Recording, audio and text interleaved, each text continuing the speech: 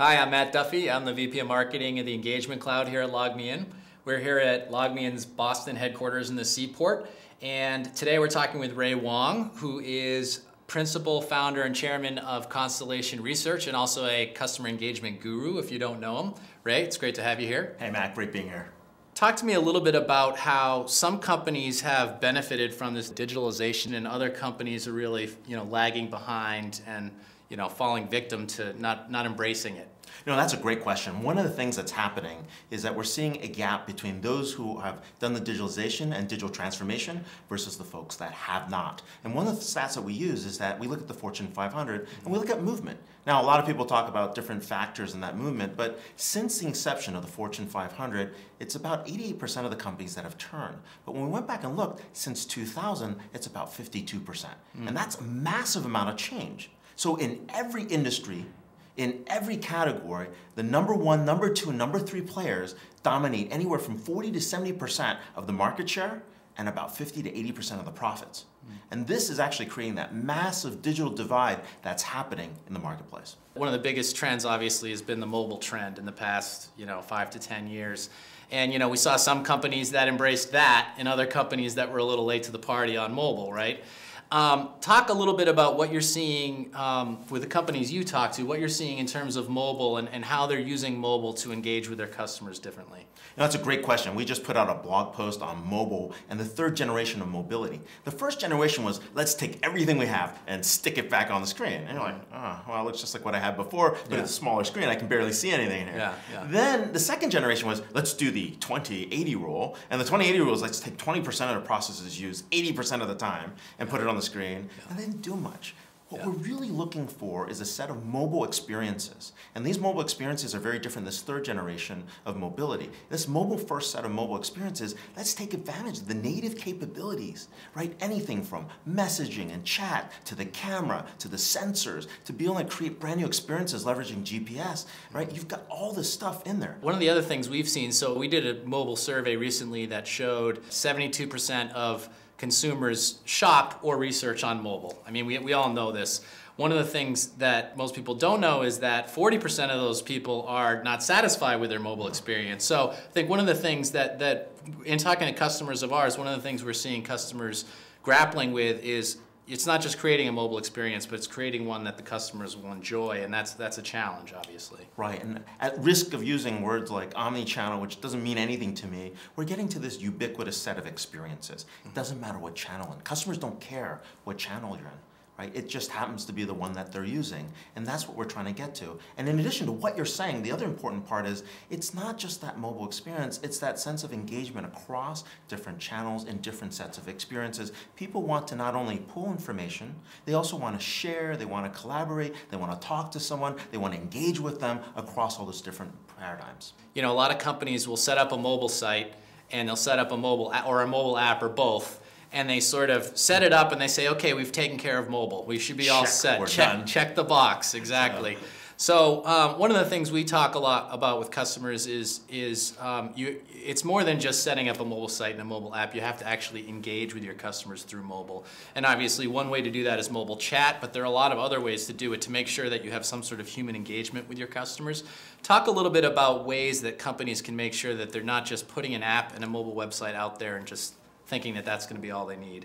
That's what we meant by first generation. You can't just do that. That doesn't even capture the whole expression of what mobility is about. And when we think about mobile as being much more than the device, it's about designing that set of experiences, right? If you're walking into the store and you have a question and you want to be able to look up something, and you also want to take into account that someone might not know where something is, it's nice having a live agent next to you, a chat next to you, the ability to engage. It would be even cooler to be able to see who else is in the store looking for the same thing. It might get to the lines of being a little bit on the boundaries of being creepy, but the point being is it depends how comfortable you are. Like, can I chat with someone here? Can I chat with someone nearby? Can I bring that conversation together? Can I take a video or a picture of something and say, do you have this? Right? All those things, that's taking full advantage of the device and, of course, the geolocation. By the way, you're in this store, but we can tell you that we know it's out of stock. Let me send you over to the other store, right? Which we know is fully purchased, or you can we'll send it to you from the other store. Consumers are going to companies' websites and mobile sites looking for something, right? They're either researching a product or they're trying to buy a product. And You know, we've both probably had the experience where you go to a website and you can't find what you're looking for, and sometimes that's all you want is you just want someone to help you find what you're looking for on the website. You're not necessarily ready to talk to a salesperson. You just want to find what you're trying to find on a website. So, talk to me a little bit about how you know, chat can be one way that companies can enable a human-to-human connection. You know, there's so many different ways to look at where chat's headed, and what I love about the fact is that we're going to do multiple things. So it's going to start with, where would you like to go? It's going to start gradually, but I think the important thing is if you can establish the scenario and the identity the individual's in. Like, you always get this where people are like, would you like to buy today? Like, that's the wrong way to chat. Like, you're on the screen, I just got there. And the thing pops up, I'm like, oh, yeah, what's going on here? Right? So there's this 9 C's of customer engagement that we look at that you want to apply as part of that design thinking exercise. The first 3 set are people-centric values. Know the culture, know the community, which is segmentation, and know the credibility, like who can make that statement for you or on your behalf. Once you get that established, that allows you to do so many other things, thinking about the delivery models, right? What channels we're going to be, so chat or mobile or kiosk or any other kind of ways that we can actually engage with someone. Think about the content you want to deliver. So is it more information about a product? Is it a video? Is it a testimonial? Is it something people can use? And then think about the cadence. And people don't think about cadence. Cadence is the person came to the site 3 times, they clicked on this area 4 times, and they still haven't figured out what they wanted. Right. Maybe 2 times ago, we could have actually suggested, looks like you're interested in these products, can we point you in the right direction?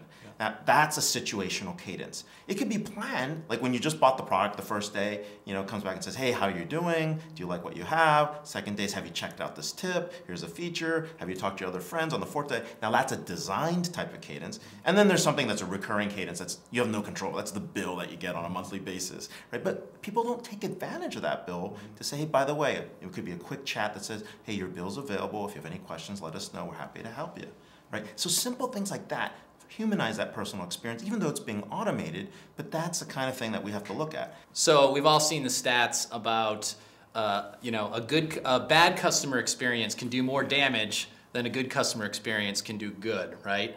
Yeah. So, you know, in this age of a digitally transformed business, one of the things that I've seen and we've seen here is a lot of companies pay a lot of attention to how they engage with their customers before the sale.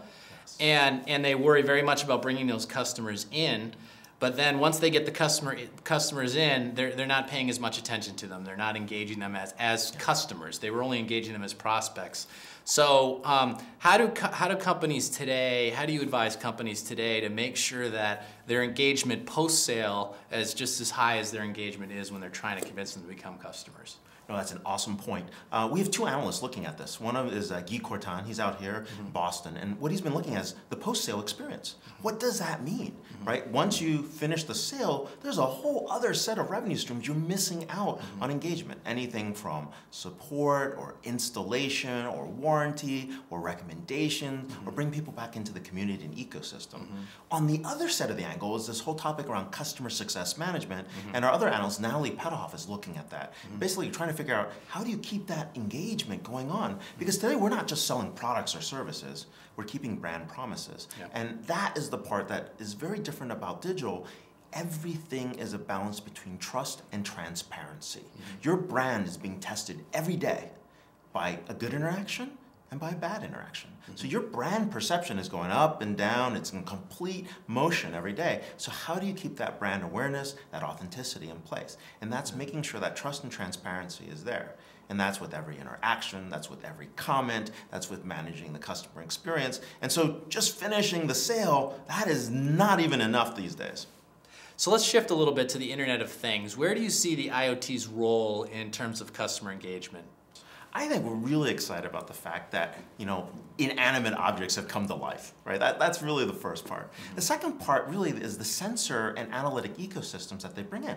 We're sensing things, we're getting response, machines are talking to machines, we're talking to the machines, they're responding back. So, you know, the temperature in my house is like cold, okay, great. They know I'm coming home 30 minutes from now. Car talks to the thermostat lights it up. I get home, it's nice and toasty, but that's not how I want it. I came back from the gym. Oh wait, I came back from the gym, so it's cooler than it normally is. Yeah. Right? That kind of stuff is really driven by context. And the need for context comes anything from roles, relationships, location, time of day, right? Your sentiment, how are you feeling? Which processes you're in, right? What packages were you offering, right? And all that comes out together, and what we're starting to see is really this movement toward what we call systems of experience. And these experiences are being crafted.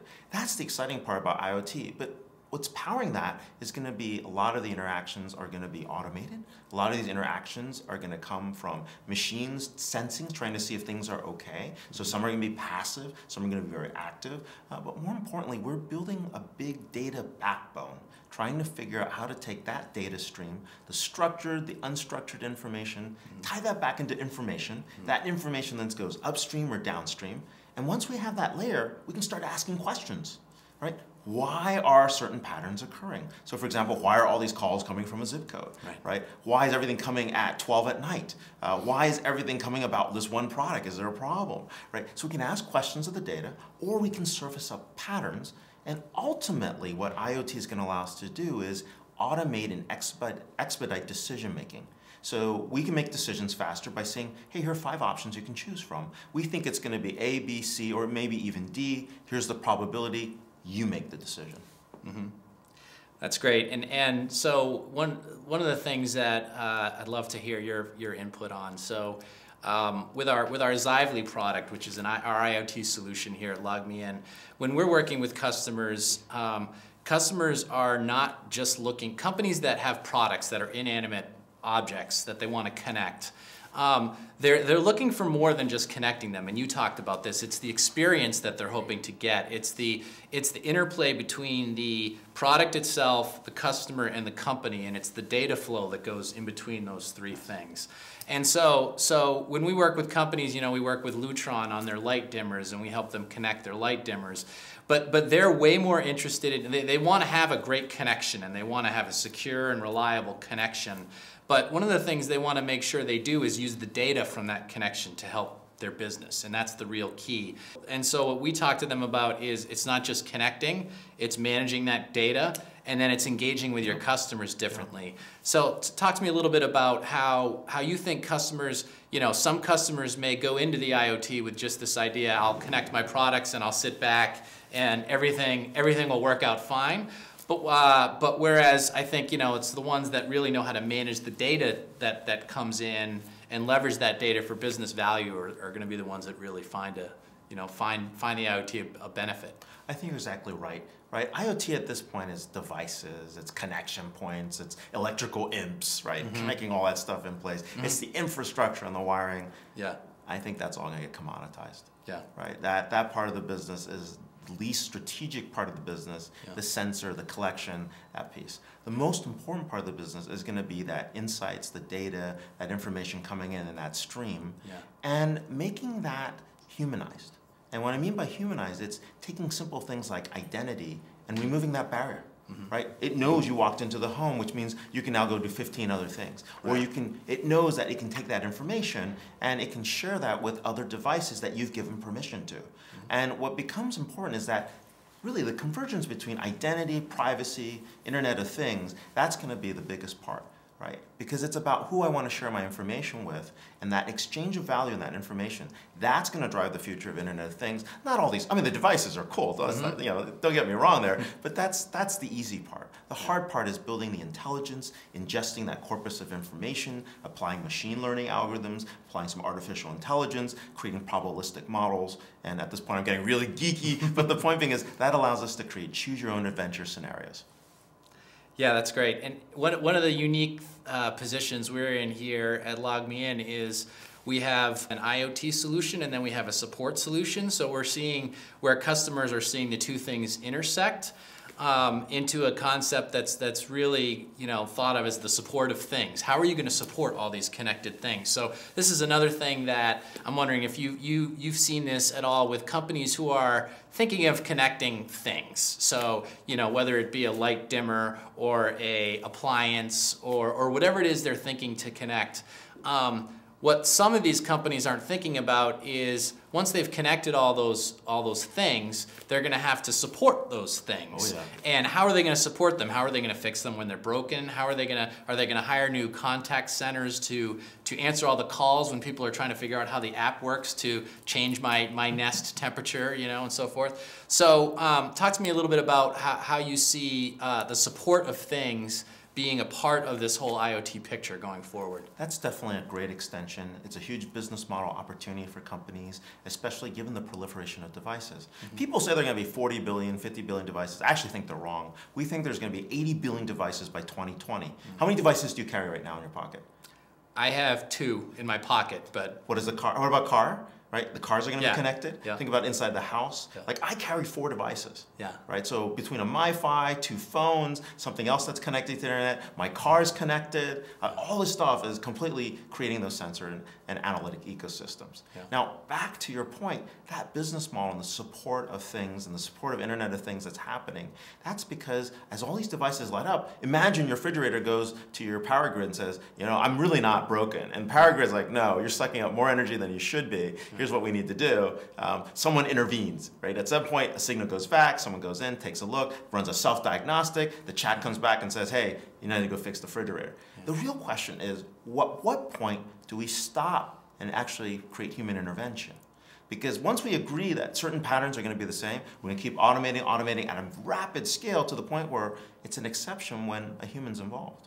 And I think that's actually where we'll push out with that support of things. Now, that automation that's happening means there's a log file, there's a chat that goes in and says, hey, how did you do? Chat comes back, says, we're okay, we did the test. Chat goes back to the machine, says, I'm not sure about that. They're having conversations. Now, if that isn't automated, well, your costs are going to go out of control. Think about that. All those machines, all those devices, all those support tickets, all those requests.